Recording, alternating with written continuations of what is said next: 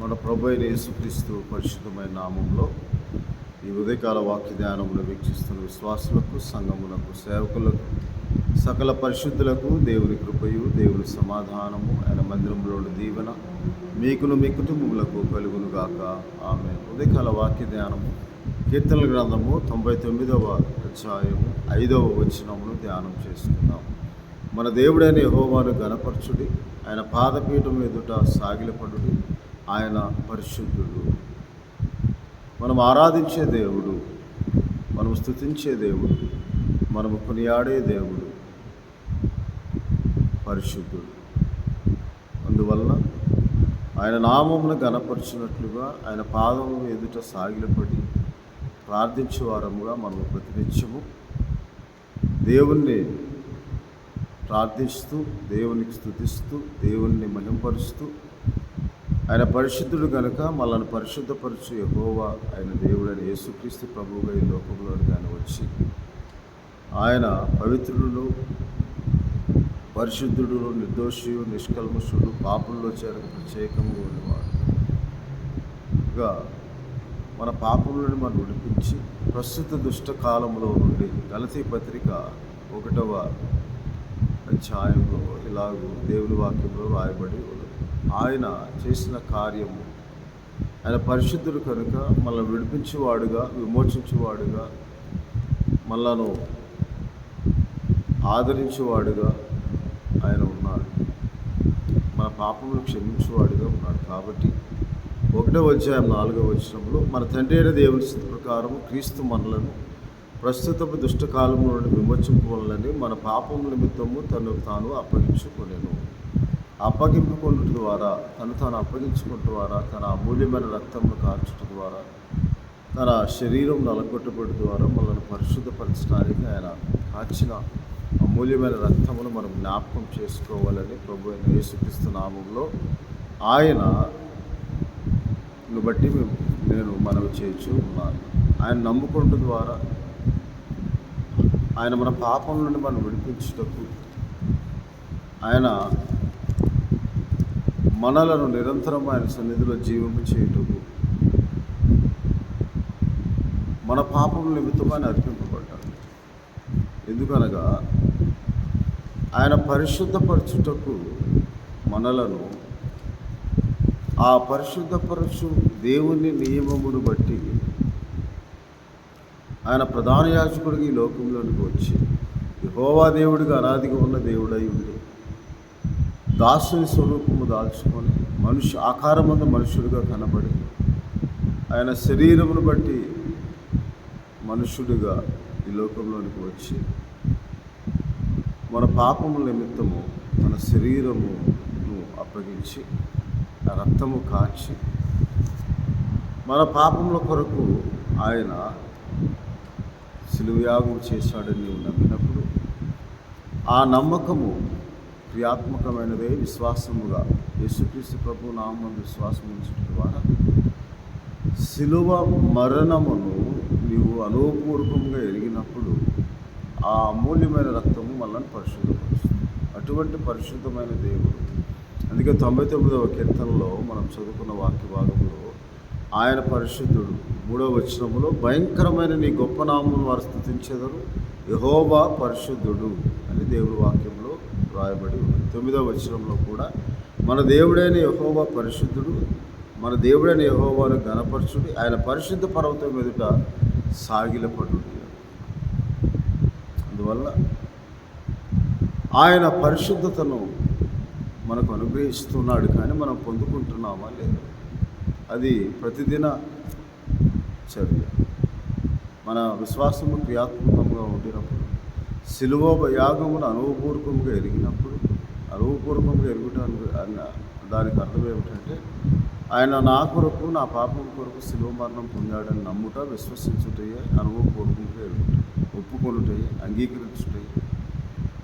ఆయన శిలువను గురించిన వార్తను మనం సాత్వికంతో అంగీకరించినప్పుడు మన ఆత్మను రక్షించడం శక్తిగల వాక్యముగా మనకు ఆత్మీయ స్వస్థత అనుగ్రహించబడుతుంది. అప్పుడు ఆత్మీయంగా మనం స్వస్థపరచబడిన వారమై, స్వస్థబుద్ధి గల వారమై ఉండినప్పుడు, ఆయన ఎదుట దీనమనస్కులమై మనం ప్రార్థన చేసినప్పుడు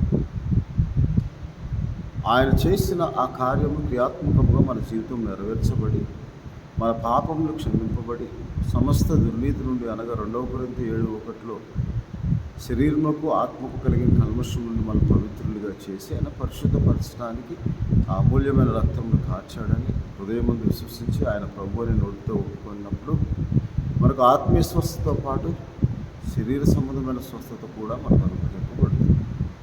అందువల్ల యెషయా గ్రంథంలో ఇలాగ దేవుని వాక్యంలో, ఇర్మియా గ్రంథంలో ఇలాగ దేవుని వాక్యంలో రాయబడి ఉన్నది. ఇర్మియా గ్రంథంలో 17వ అధ్యాయములో మనము ధ్యానము చేస్తే 14వ వచనంలో, యెహోవా నీవు నన్ను స్వస్థపరచుము, నేను స్వస్థత నొందుదును. నన్ను రక్షించుము, నేను రక్షింపబడు. నేను నిన్ను స్తోత్రించుటకు నీవే కారణభూతుడవు అని దేవుని వాక్యంలో రాయబడి. కానీ కొన్నిసార్లు మనకు కలిగిన వేదనను బట్టి, శోధనను బట్టి మనం విశ్వాసంలో బలహీనము కాకుండా బలపరచబడటానికి ప్రార్థనాపూర్వకంగా ఆయన పాదములు ఎదురు సాగుతాం. ఆయన పరిశుద్ధతలో ప్రతిదిన చర్యగా మనం పాపము ఒప్పుకొనొచ్చు. మనం ప్రార్థన చేసినప్పుడు ఆయన నమ్మదగిన వాడు, నీతిమంతుడు. అందుకే 1 యోహాను పత్రిక 1:7-9 వచనాల్లో ఆ వాక్య భాగంలో రాయబడింది. క్రీస్తు యేసు రక్తము ద్వారా మనం పరిశుద్ధపరచబడతామని దేవుని వాక్యంలో రాయబడి ఉంది. అందువల్ల ఆ క్రీస్తు యేసు రక్తము మనలను సమస్త దుర్నీతి నుండి మళ్ళీ పరిశుద్ధులుగా చేస్తుంది. అది దేవుని వాక్యం వల్లనే మనం పరిశుద్ధపరచబడతాం. దేవుని వాక్యం నమ్ముట వలన, అంగీకరించడం వల్ల మాత్రమే మనం పరిశుద్ధపరచబడతాం. ఆ యేసుక్రీస్తు ప్రభు యొక్క రక్తము మనం పరిశుద్ధపరచడానికి అది అమూల్యమైన రక్తం కనుక వెల ఇచ్చి కొనలేదు. ఈ లోకంలో మనం ఎంత ఖర్చు పెట్టినా కానీ మనకు విడుదల, విమోచన, పాపక్షమాపణ అనుగ్రహించు ఆ అమూల్యమైన రక్తం మనం పొందలేము. అది కేవలం ఉచితంగా యేసుక్రీస్తు ప్రభు వారు మనకు అనుగ్రహించడం ద్వారానే మనం పొందుకొని ఉన్నామని దేవుని వాక్యంలో రాయబడి ఉంది. అందువల్ల ఆ అమూల్యమైన రక్తము ద్వారా, మనం క్రీస్తు రక్తము ద్వారా ఆయన మనకు అనుగ్రహించిన ఆ విమోచన అనగా మన అపరాధముల క్షమాపణ, మన పాపముల క్షమాపణ కలుగుచున్నది కనుక ఎఫెసీ పత్రిక 1:7 కొలసీ పత్రిక 1:14 రాయబడి ఉన్న ప్రకారము మనము కూడా అలాగూ ఆయన అనేకుల పాపమును భరించుటకు ఒక్కసారి అర్పింపబడ్డాడు, మనల్ని పరిశుద్ధపరుస్తున్నాడు. కాబట్టి మనము ఆయన పరిశుద్ధుడు అని, ఆయన పరిశుద్ధుడై ఉన్న ప్రకారం మీరును పరిశుద్ధులై ఉండునని దేవుని వాక్యంలో రాయబడి ఉన్న 1 పేతురు పత్రిక 1:16 మిమ్మల్ని పిలిచిన వాడు పరిశుద్ధులై ఉన్న ప్రకారము మీరును సమస్త ప్రవర్తన యందు పరిశుద్ధులై ఉండుడి. పక్షపాతం లేకుండా క్రియలను బట్టి ప్రతి వాణిని తీర్పు తీర్చిన వాడు తండ్రి అని మీరు ఆయనకు ప్రార్థన చేయుచున్నారు కనుక మీరు పరదేశులైనంతకాలం భయంతో కలుగు. 19 అమూల్యమైన రక్తం చేత అనగా నిర్దోషమును నిష్కల్మషమునకు గొర్రెపిల్ల వంటి క్రీస్తు రక్తం చేత మీరు విమోచింపబడుతారని మీరు ఎరుగరా. కాబట్టి మీ విశ్వాసమును నిరీక్షణయు దేవుని యందు ఉంచబడింది. ఈ విశ్వాసం, నిరీక్షణ దేవుని యందు ఉంచబడుట ద్వారా మనకు జీవమును దేవుడు అనుగ్రహిస్తాడు అని, అది దేవుని యందు దాచబడి ఉన్నదని కొలసీ పత్రిక 1:3 రాయబడి ఉన్నది. ఆ జీవము మనకు జీవమైన క్రీస్తు ప్రత్యక్షమైనప్పుడు అంటారు. కాబట్టి మనము కూడా అలాగూ ఆ పరిశుద్ధతను సంతరించుకొని ఆయన పరిశుద్ధుడని పలికే యోగ్యత మనము ప్రార్థనాపూర్వకంగా ఆయన ఎదుట సాగిలపడి ప్రార్థన చేసినప్పుడు నీ నామము పరిశుద్ధపరచబడును గాక అనే మాట నెరవేర్చబడుతుంది. అప్పుడు ఆయన చిత్తం మన జీవితంలో జరుగుతుంది. కాబట్టి ఆయన చిత్తమును గ్రహించిన వారమై ఎవరి క్రియల ప్రకారము వారికి ఆయన ప్రతిఫలము దయచేయు దేవుడని దేవుని వాక్యంలో రాయబడి ఉన్నది. ఇర్మియా గ్రంథంలోనే దేవుని వాక్యంలో ఇలాగూ ప్రతి ఒక్కరి క్రియల చొప్పున దేవుడు వారికి ప్రతిఫలము దయచేస్తాడని దేవుని వాక్యంలో రాయబడి ఉంది. ఎవరి క్రియల చొప్పున, ఎందుకనగా 10వ అధ్యాయం ఇర్మియా గ్రంథం 10వ అధ్యాయంలో ఇలాగ దేవుని వాక్యంలో 6వ వచనంలో, యెహోవా నిన్ను పోలిన వాడు ఎవడునూ లేడు, నీవు మహాత్మ్యము గలవాడవు, నీ శౌర్యమును బట్టి నీ నామము ఘనమైనది ఆయన. అందువల్ల మనం ఆయనను ఘనపరచువారముగా ఉండాలని దేవుని వాక్యంలో రాయబడి ఉన్నది. అలాగే ఇర్మియా గ్రంథం 17వ అధ్యాయం 10వ వచనంలో, ఒకరి ప్రవర్తనను బట్టి వారి క్రియల ఫలము చొప్పున ప్రతీకారము చేయుటకు యెహోవాను నేను హృదయమును పరిశోధించువాడను, అంతరింద్రియములను పరీక్షించువాడను అని దేవుని వాక్యంలో రాయబడి. హృదయ పరిశీలన, అంతరింద్రియములను పరిశోధించే దేవుడు మనకు, ఆయన మన క్రియలను బట్టి, మన ఆలోచనను బట్టి, మన విశ్వాసమును బట్టి ప్రతిఫలము దయచేయువాడై ఉన్నాడని. అందుకే ఇర్మియా గ్రంథము 32వ అధ్యాయము 17వ వచనములో, యెహోవా ప్రభువ సైన్యములకు అధిపతి యొగు యెహోవా అని పేరు వహించువాడా, సూర్యుడా, మహాదేవ, నీ అధిక బలం చేతను చాచిన బాహువు చేతను భూమి ఆకాశం సృజించితివి, నీకు అసాధ్యమైనది ఏదీ లేదు అని దేవుని వాక్యంలో రాయబడింది. దానికి అసాధ్యమైనది ఏదీ లేదని 26వ వచనంలో కూడా 32వ అధ్యాయం ఇర్మియా గ్రంథం అంతటి యెహోవాకి ఇర్మియాకు ప్రత్యక్షమే ఇలాగ సెలవిస్తున్నాడు, నేను యెహోవాను, సర్వశరీరులకు దేవుడు, నాకు అసాధ్యమైనది ఏదైనా ఉండునా అని అడుగుతాను. ఆయనకి అసాధ్యమైనది ఏది? నమ్ముట నీ వల్ల అయితే నమ్ము ప్రతివానికి సమస్తము సాధ్యం. మొదట దేవుడు మనకు పరిశుద్ధతను అనుగ్రహించినట్లుగా మనం ప్రార్థించాలి. కనుక పరిశుద్ధత అంటే మనకే మనం పొందుకోలేదు. ఆయన గణపరచుచు ఆయన ఎదుటి సాగిలో పడి మన పాపంలో ఒప్పుకొంచు మనము ఆయన నీతిమంతుడని, గొప్ప దేవుడని, దయాదాక్షం పూర్ణుడని, ఆయనకు అసాధ్యమైనది ఏదీ లేదని మనము ఆయన నామమును గణపరచువారముగా, ఆయన నామము భయపడువారముగా, ఆయన నామమును కీర్తించువారముగా, ఆయన నామమును బట్టి ఆయన స్తుతించుచు ప్రార్థించేవారుగా ఉండి, ఆయన నామమును ఆశ్రయించేవారుగా ఉండినప్పుడు ఆయన కృపచూపు దేవుడై ఉన్నాడు. అందువల్ల 32వ అధ్యాయం 19వ వచనంలో, ఆలోచన విషయంలో నీవే గొప్పవాడు. మన ఆలోచనల కంటే ఆయన ఆలోచనలు, మన తలంపుల కంటే ఆయన తలంపులు గొప్పవి. మీ తలంపులు వంటివి నా తలంపులు కావు అంట, మీ మార్గముల వంటివి నా మార్గములు కావు అంట. అందువల్ల ఆ తర్వాత వారి ప్రవర్తనలను బట్టి, వారి క్రియాఫలం బట్టి అందరికీ ప్రతిఫలం ఇచ్చుటకై నరపుత్రుల మార్గములంటే నీవు కన్నులారా చూచుచూ ఉన్నావు అంటున్నాడు. ఆయన కనపడే సృష్టం ఏది లేదు, హృదయాంతరింద్రియములు పరిశోధించుతుంది కావున మనమందరము కూడా అలాగూ మనం పరిశుద్ధతను సంతరించుకొని, ఆయన పరిశుద్ధుడు అని కొనియాడబడుచున్న ఆ దేవుణ్ణి, నీ నామం పరిశుద్ధపరచబడును గాక అని ప్రభువునే ప్రార్థనలో మొదట ఆయన ఇచ్చిన ఆ మాటను పలుకుటకు కూడా మనము యోగ్యులముగా లేనప్పటికీ తన ఉచితమైన కృప ద్వారా దేవుడు మనకు అనుగ్రహించినట్టు భాగ్యమును, ఆయన నామం స్మరించుకునే ధన్యతను ఆయన మనకు అనుగ్రహించాడు. కాబట్టి ఆయన కొనియాడువారముగా, కీర్తించేవారము, శోధనలోను వేదనలో, అయా నీకు అసాధ్యమైనది ఏది లేదు, నిన్నే ఆశ్రయిస్తూ ఉన్నాను, నిన్ను పరిశీలనగా తెలుసుకొని నీవు నా దేవుడు అని మనం నూతన ఆత్మను, నూతన బుద్ధిని, నూతన హృదయమును మనం పొందుకొని దేవుని వైపు తిరిగి దేవుణ్ణి ఆరాధించేవారముగా, దేవుని స్తుతించేవారముగా ఉన్నప్పుడు ఆ పరిశుద్ధతను మనం సంతరించుకొని ప్రతి విధమైన శోధనను మనం విడుదల పొందుతాం. కాబట్టి ఆ పరిశుద్ధుడైన దేవుని మనం స్మరించుకొని ఆయన ప్రతివాని క్రియల ఫలం చొప్పున ప్రతిఫలము దయచేయుటకు నరుని హృదయమును పరిశీలిస్తూ.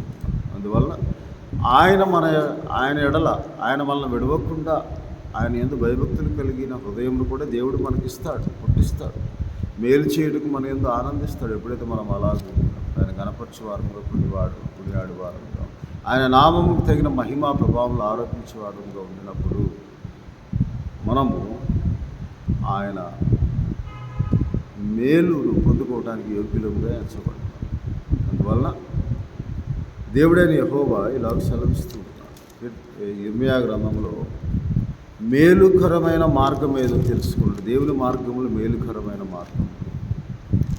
ఆ మార్గములందు మనం నడుచుకోవటానికి దేవుడైన యెహోవా ఆ మేలుకరమైన మార్గమును మనం తెలుసుకున్నట్లుగా ఆయన మార్గములను అనగా శోధింప శక్యము కానీ ఆయన మార్గములను మనం తెలుసుకున్నట్లుగా పురాతన మార్గంలో నిలిచి మేలు కలుగు మార్గం ఏదో తెలుసుకుంటని ఇర్మియా గ్రంథం 6వ అధ్యాయం 16వ వచనంలో అప్పుడు మీకు నెమ్మది కలుగుతుంది అని దేవుని వాక్యంలో వ్రాయబడి. అందువల్ల ఆ మేలుకరమైన మార్గము దేవుని మార్గము, జీవ మార్గము, మహోన్నతమైనది, ఆయన ప్రతిష్ఠించిన నూతనమైన మార్గము యేసుక్రీస్తు ప్రభు ద్వారా మనకు అనుగ్రహించిన హెబ్రీయులకు రాసిన పత్రికలో ఇలాగ దేవుని వాక్యంలో రాయబడి ఉన్నది. హెబ్రీయులకు రాసిన పత్రిక 10వ అధ్యాయం 19 సహోదరులారా, యేసు మన కొరకు ప్రతిష్ఠించిన మార్గం అనగా నూతనమైనది, జీవము గలది, ఆయన శరీరమును తెర ద్వారా ఏర్పరచబడిన మార్గమున ఆయన రక్తం వలన పరిశుద్ధ స్థలమందు ప్రవేశించడానికి మనకు ధైర్యం కలిగి ఉన్నది కనుక మనం ప్రోక్షింపబడిన హృదయం గలవారము, నిర్మలమైన ఉదక స్నానం చేసిన శరీరము గలవారము నుండి విశ్వాస విషయంలో సంపూర్ణ నిశ్చయిత కలిగి యథార్థ హృదయంతో మనం దేవుని సన్నిధానము చేరుతాము. కాబట్టి ఉదయకాల సమయంలో మన దేవుడి పరిశుద్ధుడు, ఆ పరిశుద్ధమైన దేవుని మనం ఆరాధించే విషయంలో, ఆయన భయంకరమైన గొప్ప నామములు స్మరించుకున్న విషయంలో, ఆయన పరిశుద్ధుడని మనం నమ్మి ఆ పరిశుద్ధతలో యేసుక్రీస్తు ప్రభు ద్వారా ఆయన చెందించిన రక్తము ద్వారా మనం పొందుకొని ఆయన పొందిన గాయం చేత మనకు స్వస్థత కలుగుతూ ఉంది. ఆ స్వస్థత ఆత్మీయ స్వస్థతగా మనం గ్రహించినప్పుడు ఈ లోకంలో మనకు అవసరమైన ప్రతి విధమైన స్వస్థత శరీర సంబంధమైన దేవుడు మనకు అనుగ్రహిస్తాడు. అందుకే అయ్యా నీవు మమ్మల్ని స్వస్థపరచు, మమ్మల్ని బాగు చేయు, మమ్మల్ని రక్షించు, నీవే రక్షిస్తావు, నీవే కాపాడుతావు, నీవే మమ్ములను ఆదరిస్తావని మనం ప్రార్థన పూర్వకంగా ఆయన పాదం మీద సాగిలపడి నువ్వు పరిశుద్ధుడు తండ్రి, ఎంతైనా నమ్మదగిన దేవుడు తండ్రి అని మనం ప్రార్థన పూర్వకంగా దేవుని సన్నిధిలో సాగిలపడి ప్రార్థన చేసిన ప్రతిదిన ప్రార్థన మనల్ని పరిశుద్ధపరిచి ఆయన చిత్తమును మన జీవితంలో నెరవేర్చుటకు సాధనమై ఉన్నదని దేవుడు ఉదయకాల సమయంలో మనతో అట్టి కృపను, అట్టి ప్రార్థనా జీవితంలో, అట్టి విశ్వాసములో మనం బలము నుండి మనం దేవుని కార్యములు మన జీవితంలో జరిగినట్లుగా ప్రార్థించు ఆత్మ నడిపి మనకు దేవుడు దయచేయుగాక. ఆమె ప్రభువానికి స్తోత్రాలు. నేను గణపరిచినట్లుగా నీ పాదం మీద ఎదురు సాగిలపడి ప్రార్థించి నీవు పరిశుద్ధులను ఒప్పుకొని ఆ పరిశుద్ధత ద్వారా ప్రభు మీరు అనుభవించే ఆత్మీయ స్వస్థతను, స్వస్థ బుద్ధిని, మిమ్మల్ని ఎరుగు హృదయమును, నూతన బుద్ధిని, నూతన ఆత్మను పొందుకొని మీకు అసాధ్యమైనది ఏదీ లేదని మేము వెలిగి మీ సన్నిధిలో ప్రార్థించుకొని మీ దీవెనలు పొందుకునే భాగ్యం దయచేయమని, ప్రతి శోధనలో, ఇబ్బందులు, ఇరుకులో, కష్టంలో ప్రతి కుటుంబాన్ని వీడియో ద్వారా వీక్షిస్తున్న ప్రతి ఒక్కరిని మీరు ఆదరించండి ప్రభా. సహాయం దయచేయండి. మా ప్రభువును మా రక్షకుడైన యేసుక్రీస్తు వారి పరిశుద్ధమైన నామం ప్రార్థన చేయించున్నాము. ఆమె తండ్రి అయిన దేవుని ప్రేమ, ప్రభువును రక్షకుడైన యేసుక్రీస్తు వారి కృప, పరిశుద్ధాత్మని ఆదరణ, ఆయనకు అసాధ్యమైనది ఏదీ లేదు అని మనం నమ్మినడలా మనం దేవుని మహిమ చూసినట్లుగా ఆత్మ నడిపింపు, ఆత్మీయ అద్భుతము, ఆత్మ ఆశీర్వాదం దేవుడు మనకు దయచేయును గాక. దేవుడు మమ్మల్ని దీవించును గాక.